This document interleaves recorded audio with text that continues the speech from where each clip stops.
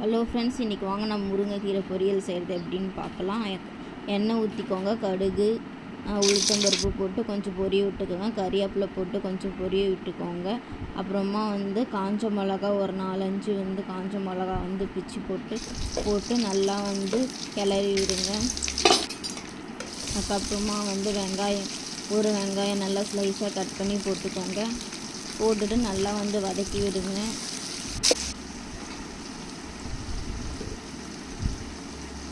நல்லா வதக்கி விட்டுட்டே இருங்க.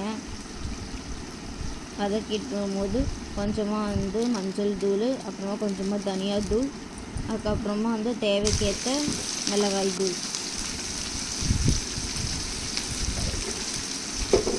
போட்டுட்டு நல்லா வதக்கி விடுங்க. நல்லா வதக்கி விடுங்க. நான் ஆல்ரெடியே நான் குக்கரில் பருப்பும் கீரையும் வேக வச்சு எடுத்து வச்சுருக்கேன். அதை நான் போட்டுடுறேன். போட்டுட்டு நல்லா அதையும் நல்லா வதக்கி விடுங்க. அப்புறமா கொஞ்சமாக தேங்காய் போட்டு வதக்கினிங்கன்னா கீரை பொரியல் ரெடி.